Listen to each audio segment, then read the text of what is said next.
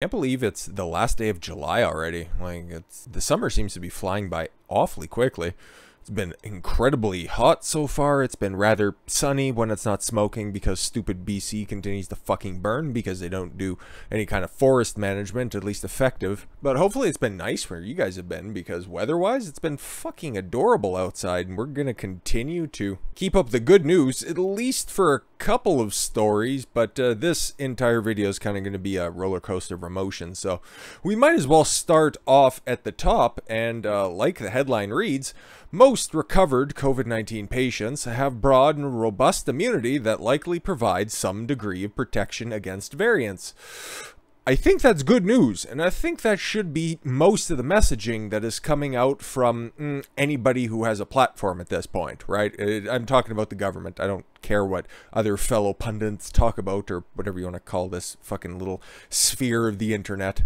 But if you've had it, and you've recovered, natural immunity is still a thing, okay? Because at the end of the day, a coronavirus encompasses many different infections out there, for lack of a better term. All of those same basic properties are still consistent. And what are these variants? They're just small little minute differences. That's all it is. That's all it is. That's all it's ever been. So no, the Delta variant is not any considerable difference from the Epsilon or from the UK or from the Japanese, whatever variant you want to put it as, okay? It's akin to having a screen door, okay?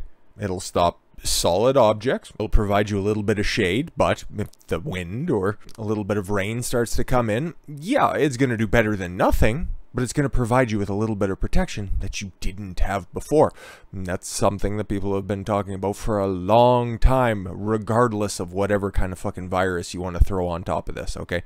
You've had it before. The likelihood of you experiencing the same or similar symptoms based on the initial infection and the follow-up is very unlikely, okay? And that's always been what it's been reported as, at least when it comes to actual studies. Now, we can't really compare this to as to why all the different mask implementations are starting back up again from the big white lab coat community, but at least we have some tangible numbers where we can take a look in a study that's actually been published instead of just follow the science and trust us. Yeah, we'll get around to releasing that sometime in the next decade. Most people who have recovered from COVID-19, remember, most people, and I'm not a doctor, I'm just reading a study, thanks YouTube, even with mild illness, retain a broad and durable immunity to the disease, including some degree of protection against its variants, according to an Emory University study published in the journal Cell Reports Medicine.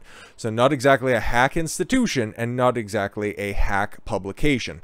So there's some credibility to be had here if you need to appeal to authority in any sort of form or fashion. The longitudinal study, the most comprehensive of its kind to date. Oh, an actual long-term study, something where we can actually see different differentiations in case severity, case duration, something we can fucking figure out here.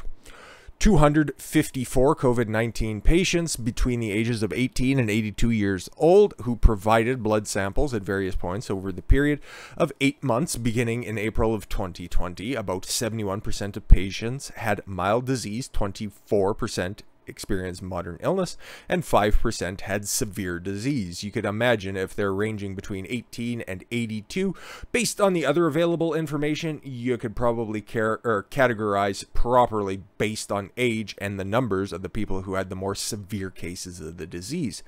The researchers found that most of the patients who recovered mounted a strong and wide-ranging immune response from the China virus for up to 250 days. So 2/3 of a year, not bad. We saw that antibody response, especially IgG antibodies, were not only durable in the vast majority of patients, but decayed at a slower rate than previously estimated. Fucking A. Which suggests that patients are generally longer-lived plasma cells that can neutralize the SARS-CoV-2 spike protein. Rafi Ahmed, director at Emory Vaccine Center and lead author to Emory News Center on July 22nd. The author said that natural immunity after recovery from the disease offered some degree of protection against the variants, as research suggests that COVID-19 vaccines may be less effective against them. And that's why they keep recommending more boosters, like it's starting right now in Israel. Okay, and then that'll just become common practice in other places around the world, because those tautologies never stay specific to one region. Okay, they end up permeating everywhere else. That's why I'm so worried about what's happening in Australia right now. I think everybody should take note of that and note the atrocity that's currently going on, because as of right now, I'm pretty sure that 300 military officers are currently patrolling the streets of Sydney, making sure, knocking on doors, making sure everybody is staying safe and secure from a disease that has a 99.8% survivability rate. So, okay, natural immunity works.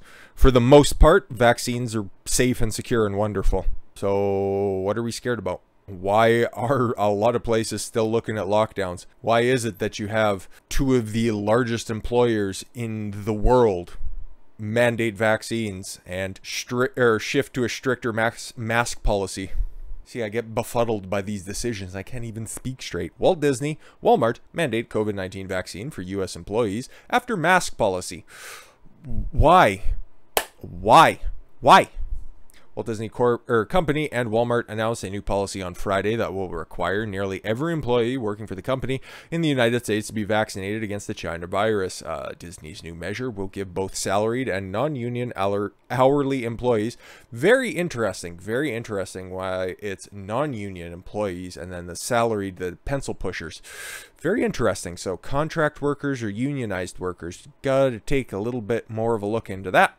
Across the nation, 60 days to be compliant, so they have 2 months to get the jab. It's kind of corresponding with everybody else saying that by the end of October, beginning or end of October, you have to be vaccinated, okay? That's the same with the federal government. I'm pretty sure that's the exact same guidance that the Department of Justice and the Veteran Affairs are mandating for their healthcare workers.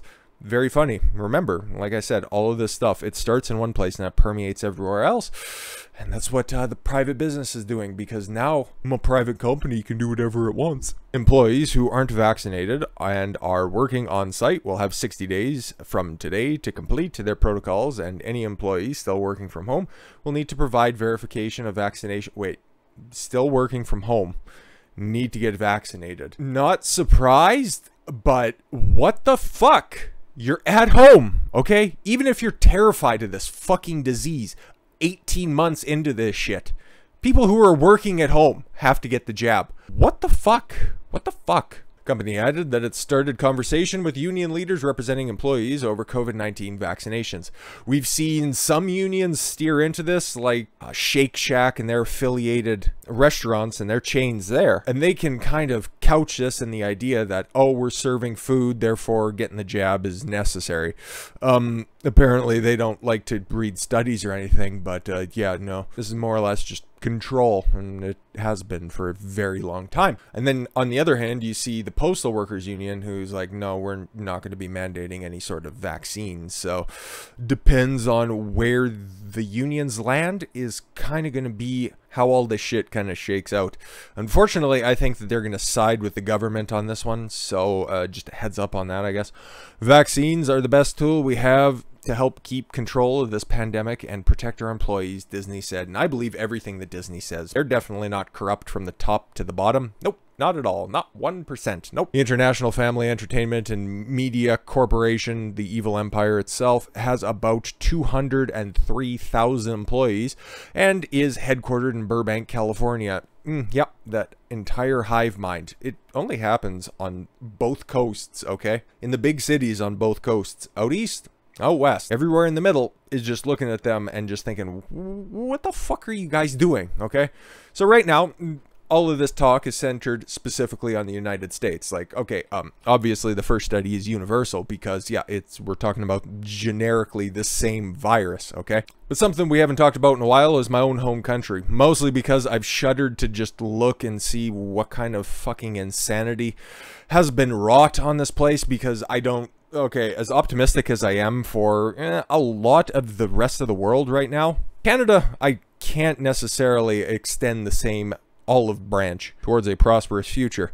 And then you get stupid stories like fucking dumbass Doug Ford. Like, he's governing worse right now than his former crackhead brother, because he's going to be mandating masks in Ontario even when they start to fully open again.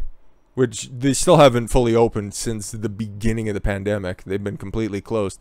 Like the Blue Jays just played their first game. Okay, they could be playing their second one today, but the first game in 2 years at Rogers Center, they just played. I think they won or something. Like, I'm still pissed off about Robbie Alomar and stuff, even though in a couple years' time, they better make good on that because it's going to be a good team. But I digress. As Ontario prepares its exit, it's a reopening roadmap, again, whatever. The Ford government has announced new details, including which restrictions will remain in place. So we're going to be reopening, but we're still going to tell you how to live your life. That's Canada for you.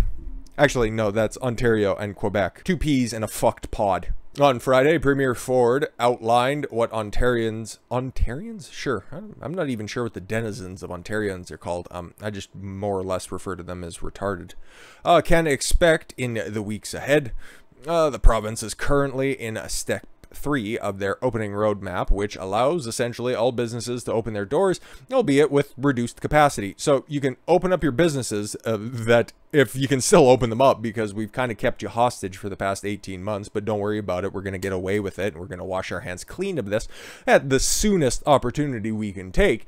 But yeah, even if you can't open it up, yeah, you can go ahead and hire back all of your employees that have been furloughed and they've been put on EI and whatever, given free money. And then okay, you can't run your business at full capacity, so you know what, we're just keeping the door open in case we need to lock you down again. So don't get too comfortable, because I could see this happening again and getting a lot more severe, because, oh yeah, that roadmap is going to have a detour, and some unwitty motherfucker is going to take that right at the end. Oh, we were on the path to reopening, but guess what, every path has a detour. I'm just thinking we're going to get locked down super fucking hard come Canadian Thanksgiving. Probably like October, November. Just a heads up, just a heads up. A spokesperson for Health Minister Christine Elliott announced on Friday, however, that upon exiting the roadmap, the vast majority of public health measures, including capacity limits, will be lifted.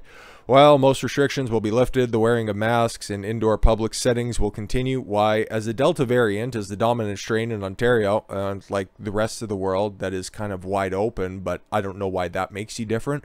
Because if you take a look at the population of Ontario, it's pretty vast in the context of Canada, but at the same time, it's a big fucking place. And yes, most of the people are just kind of congregated around the little panhandle at the bottom, where you got Toronto, and then Ottawa's right up there at the top, and then you got Kingston and the rest of those fucking suburbs, and that's where most of the population of Canada kind of resides, and that's where all the votes come from, and they're all in just a tight cloistered little area. So that's why just kind of a 30,000 foot view as to why Canada is so fucked. Yeah, this bitch dodders on. Face coverings will also require, or continue to be required, for indoor public settings. Okay, so you're going to be lifting restrictions, but they're still telling you about restrictions. Okay, cool. I've got to be proud about my own home province for a minute, and this is why, instead of referring to myself as a Canadian, I'm an Albertan, at least for the time being, until I can flee this place. Because, okay, Kenny has been good, and maybe he's been out there kind of, you know, venturing a little bit further outside of the Edmonton bubble, because outside of that, that's just kind of the hive mind. That's like what happens with every big city. But if you just drive like an hour north or an hour south, you're gonna find yourself in a much different province, okay? And you can't just legislate from where all these fucking weirdos with their definitely organic and definitely not bought and paid for signs and protesters, that's where they are, okay? If you go to Calgary, okay, their mayor has become a totally woke piece of shit who has defunded the police and who continues to push for mask mandates and has shut down his city multiple times. But, you know, most of the population is pushing back there, and it's an oil field town, okay? And just a little insight as to the natural resource industry, the oil and gas industry, it is not filled with woke morons, okay? From the top to the bottom, from toes to titties, it is pretty much filled with just good old boys. Because you don't get gender studies majors out there in 40 below weather pulling chain and fucking setting pipe. It just doesn't happen. Trust me, I've done my time. But yeah, this kind of seems a little bit stupid. I'm just saying, pro-lockdown protesters. What? Okay, so they all get together, wearing their mask, being fully vaccinated, holding up their fucking bought and paid for signs in a park, but they're also scared of that virus that they're protesting because the restrictions are totally lifted in Alberta. That's why I've got to praise Alberta. So when I was doing some research as to what has been the most recent developments in Canada, I was pleasantly surprised. Very, very pleasantly surprised. Yeah, these idiots were congregating together because they're scared of the virus. Whatever. Groups of pro-lockdown individuals held rallies in Alberta to show their opposition to Jason Kenney's United Conservative Party government move to return to normal amid high vaccination rates. Yeah, exactly. People who want to get vaccinated are getting vaccinated. Yeah. Cases are, I don't know what the numbers are because I stopped caring because very few normal people who are outside of nursing homes were dying, okay? Because the last time that we did a rundown, it was 80, 70, 90-year-olds. I think like a fucking 100-year-old died. Yeah, it's like, it's all still tragic, and that is probably somebody's grandparent. But at the end of the day, making everybody wear masks so somebody in a nursing home doesn't die doesn't really compute. But then again, I don't have that big brain that's out there who would also be, you know, terrified of a virus with a 99.8% survival rate, but then stand shoulder to shoulder with people. But you know what? Hey, it looks like some of them are at least social distancing. Perhaps they all live in the same house together. So you know what? That's just their little family bubble. And then they're keeping extra space between them and other people because we're all in this together, guys. Unless you're against us, then we want to burn down your home. They're the most tolerant people. On Wednesday, the Alberta government announced that the province would be transitioning to the endemic phase. It never should have escalated to begin with. This means ending isolation requirements. Yeah, we were still doing that. It's Canada. We're behind the times on literally fucking everything. That's why we're currently going through our Obama phase right now. So don't mind us. We're just your nice little neighbors to the north, eh? Don't worry about it. Contact tracing, remaining mask mandates, yay, and a normal return to schools for students. Which, as much as I have a problem with the public school system, that's good for the time being until we can get rid of public schools. The Kenney government will also stop mask testing for asymptomatic. Thank God. Okay. Hey, you're healthy. Guess what? You still got to get the fucking test. That's like, wait, what? No. And those with mild symptoms. Yeah, imagine that, because I'm pretty sure I told the story of me inhaling some extra water from a water bottle ended up with me not having a job anymore. So sucks to suck. Whatever. I'm better off for it. Only those with severe symptoms will be tested at a doctor's office or hospital. That's how you do it, okay? You figure out, okay, somebody looks like they're dying, okay? And let's just say in the most severe cases. You go there, you figure out what you have, you get to the solution as quickly as you can. Cool. That's how this always should have been dealt with, okay? You shouldn't be just trying to fucking conduct these quasi-witch trials. Oh, you were in contact with somebody. Now you got to prove that you're not sick. Otherwise, you got to stay at home for 2 weeks. Why? The Kenney government, I won't give full points to, because this was the same people who, a week before they dropped the overarching mask mandate that just lifted in early July. Yeah, that's right. I think it was Canada Day or the day after. But anyways, yeah, a week before they dropped that mandate in mid to late October, they said, oh yeah, no more mask mandates or anything like that. But not exactly full points. We got to see where this goes from here. While most Albertans are relieved that the pandemic times are coming to an end, yes. Because if you take a look at the numbers, it's been over for a while, but okay. Especially with 65% of eligible people fully vaccinated in the province, some pro-lockdown zealots and doctors are not, because the white lab coats always, you kind of have to have a god complex in order to enter those fields, right? Because I went to college with a bunch of nursing students, and they have a certain opinion of themselves, okay? And there are some good doctors out there. My family doctor is kind of a really incredible person. I haven't seen him in a long time, but he's really great. But these aren't all the doctors. These are just the doctors who are out there on social media just tweeting, or they're just trying to, I don't know, get an elevated platform for themselves. But that's a whole nother topic for another day. And the fact that you see, yeah, 65% of eligible Albertans have been fully vaccinated. You just take a look at where most of the population is centered in Alberta. Like you got Grand Prairie. It's, what is it? The census just came out, around 70,000 people. Probably the service area of about 100,000 if you take in northern BC, and then all the way from the Yukon, and then just the greater area there. So you got a big population hub there. Fort McMurray. Edmonton, Calgary, Lethbridge, Red Deer, Medicine Hat. You got a few large cities, but other than that, it's mostly just small towns, hamlets, and very, very, very spread out. I'm sure that there are probably some towns, some little hamlets that never had a case. I don't know that for sure, but based on how spacious Alberta is, and Saskatchewan, and I've never been to Manitoba, but I can imagine it's probably a similar situation. Some of these remote communities are probably just foreign to this entire concept. But hey, who knows? Let's see who's actually going to be out there and where these protests that are totally organic and definitely not astroturfed, and where they're taking place. This led to them leaving their homes to go congregate outside with others who are not members of their household. Oh, just a good little dig. In order to let the government know that they want restrictions to stay. Yeah, it's like going into a jail cell and proclaiming that you're not leaving until you get handcuffed. These people are so fucking dim. The pro-lockdown protests were held at the McDougall Center in Calgary. Yeah, okay, a couple of weirdos in a city that's, I think it's the third or fourth largest city in Canada. Over 1 million people. I'm sure it was a big turnout. And in front of the Alberta legislature in Edmonton. Yeah, great turnout. Dr. Joe Vipond, who is head of pro-mask group called Masks for Canada. Just take a look at where their funding comes from, and it's I would imagine it's probably reading as a list of who's who of just absolute operatives. So a little homework if you'd like.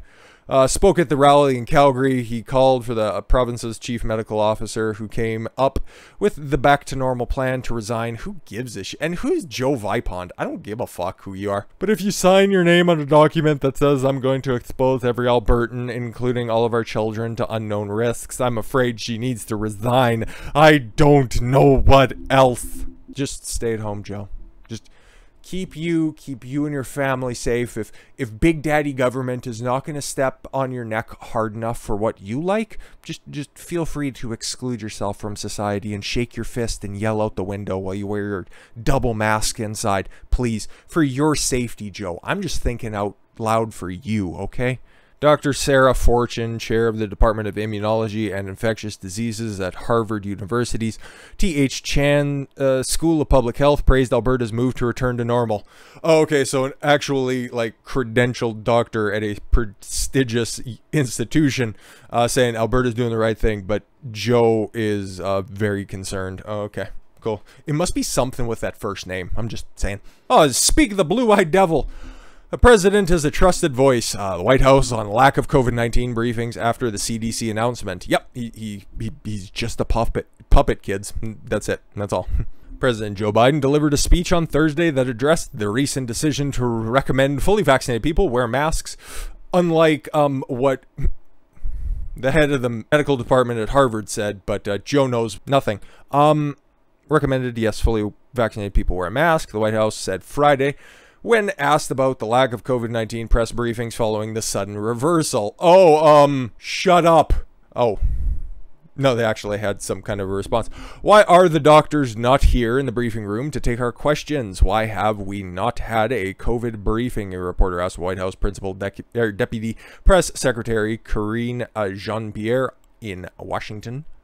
The reporter noted that Dr. Rochelle Walensky, the head of the Center of Disease Control and Prevention, didn't want to have to answer for her leaked slides and documents that are pushing for more aggressive messaging, so she took the day off. I would argue that we had the President of the United States speak to this yesterday. Yes, see, appeal to authority. That's the President. He knows everything, even though he's not really in control of much. And I'm just speaking of the office of the president, okay? A lot of people give the office of the president a lot more authority than what they actually have, because most of these people have just been sheltered their entire life, and they think that the man on the Golden Hill has all of the answers for them, when in actuality, like, if you want to start making change where you live, you just go to your governor, or even better, probably your mayor. But no, president has big name tag, therefore more authority. Whatever. However, since when the White House COVID-19 response team has foregone their customary updates. I would argue, yes, that the president spoke to this yesterday. He gave a more than 30-minute speech, which is a lot for Joe, about where we are as a country. I mean, he is a trusted voice. He's the leader of our country. Just because you say it doesn't mean it's true. But okay, just to wrap this up, because this ended up being a way longer than I anticipated, but I think it was a good talk. Or maybe, who knows, it's just a really tall asshole just nattering in his fucking tiny little room that's getting hot as balls because, oh boy, it's 30 degrees outside. Hopefully it's nice where you are as well. Florida governor blocks school mask mandates in executive order. Okay, so Normie Trump is at it again. Okay, don't take that as a denigration. Don't take that as an insult or anything. I really like Ron DeSantis, okay? If Trump is not to run again in 2024, I would love it to be Ron DeSantis because the dude is on the level. But at the same time, he just takes all of his talking points from Trump. It's literally just Walmart Trump. And again, that's not a denigration, okay? He's still doing Yeoman's work by being an elected official, pushing forward that agenda. He almost gets it. He almost gets it, okay? And he's a lot younger, and it seems to me, at least from a outside perspective, he really does get the idea of putting good people in charge of their state, okay? Putting good people in the right positions. Something Trump is not that great at. That's why my dream ticket for 2024 is, of course, Trump and DeSantis, and then just set up DeSantis for a presidential run in 2028 and 2032, and who knows, we might all be dead by then. So, but there was something else in those leaked slides, okay? We talked about it as well. They're going to start trying to shift blame on unvaccinated people. And the vaccination rates in Florida are pretty consistent with the rest of the country. So because he's doing a good job, because he's letting people just live their lives and be free, they're going to start to demonize him. They're going to try to demonize Greg Abbott for finally having an about face and coming back and realizing that locking down really hard for a long period of time. Remember, Florida did for a very short period of time, but still, they've been open and they've been at the forefront of combating all of the big culture war issues. They're going to be going hard after DeSantis because he is the big face of the populist movement whenever Trump is, I don't know, not at a rally at the moment. So just look for that shift in messaging here shortly, because we already see a bunch of other members of the Uniparty kind of hopping out and saying, oh yeah, we're need to start changing our messaging. We need to start blaming unvaccinated people. That's what pretty much anybody in charge of any big corporation, a couple of governors have said it as well. So it's going to get dicey here. And we'll probably have to wait till next week to figure out anything because, oof, at least they're being nice and taking the week off, or the weekend off rather. But now we're going to move along to another big topic in the government right now. And that's going to be eviction moratoriums are finally up because people are going back to work and trying to live their life. And that's going to cause another big squabble. So let's take a look at what's happening there. I thank you all very much for the gift of your time. I've been Don Consuelo. I want you to follow your gut and get after it. Take care, everyone.